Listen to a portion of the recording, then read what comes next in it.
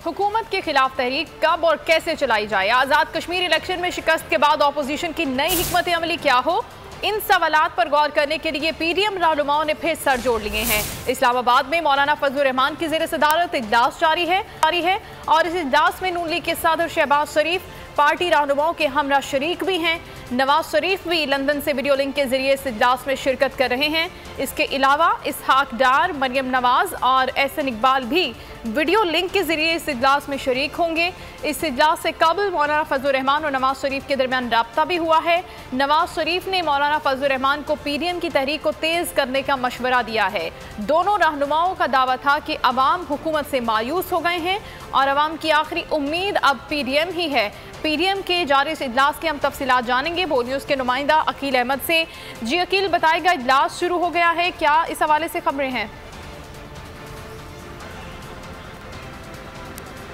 जी बिल्कुल, अपोजिशन की जो 8 जमातें हैं उनका एक इजलास जो है वो आज इस्लामाबाद में मौलाना फजलुर रहमान की ज़ेर सदारत जो है वो हो रहा है। इजलास तकरीबन जो है वो 3 बजे शुरू हुआ और अब ज़राए का ये बताना है कि जो है वो इजलास ख़त्म हो चुका है और जो अरकान हैं वो आज के इजलास के एलामिये के हवाले से जो है वो जो मेन नुकात हैं उनको जो है वो हतमी शक्ल दे रहे हैं। ज़राए का ये बताना है कि पीडीएम के जो इजलास में मुल्क में महंगाई जो है वो महंगाई, अमन व अमान की सूरत हाल और जो दीगर मामलात थे उन पर गौर किया गया है। इस हवाले से मौलाना फजलुर रहमान से मियाँ नवाज शरीफ की जो है वो वीडियो लिंक के ज़रिए उनकी भी बातचीत हुई और मियाँ नवाज शरीफ ने जो है मौलाना फजलुर रहमान को ये यकीन दहानी कराई है कि पीडीएम जो फैसला करेगी मुस्लिम लीग उनका जो है वो उसमें पूरा साथ देगी। और मियाँ नवाज शरीफ का ये भी कहना था कि इस हुकूमत को जितना टाइम देना था दे दिया, इस हुकूमत को जो है वो अब ज़्यादा टाइम नहीं दिया जाना चाहिए। तो इस हवाले से जो पीडीएम है वो अपनी जो है वो एक हतमी जो है वो लाए अमल पेश करे और उस पर जो है वो उस पर अमल किया जाए।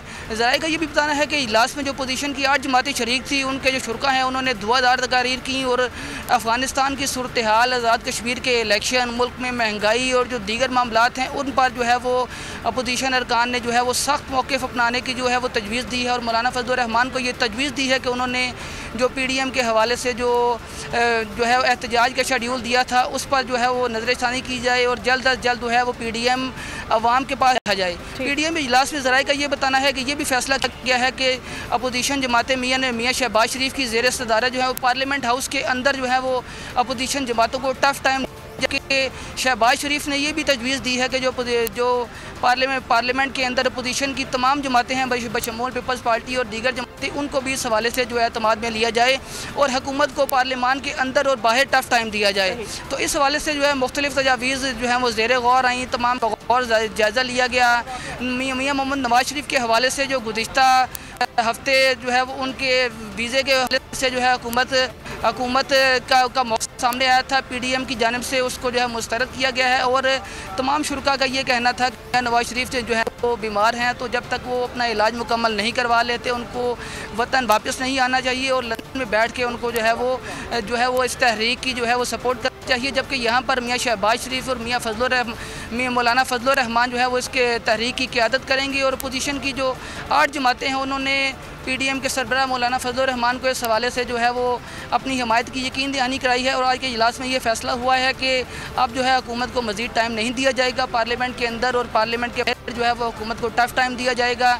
जबकि पीडीएम इस हवाले से जो है मुल्क भर में जलसे और जो दीगर जो है वो प्रोग्राम्स का इनेकाद करेगी ताकि जो महंगाई और जो दीगर मामलात हैं उन पर पीडीएम जो है वो अवाम में जाके। जी ठीक है, बहुत शुक्रिया अकील अहमद, हमें अपडेट कर रहे थे। पीडीएम ने एक बार फिर फैसला किया है कि वो अपने जुलूसों और जलसों में तेज़ी लेकर आएगी और हुकूमत को पार्लियामेंट के अंदर और बाहर टफ टाइम देगी।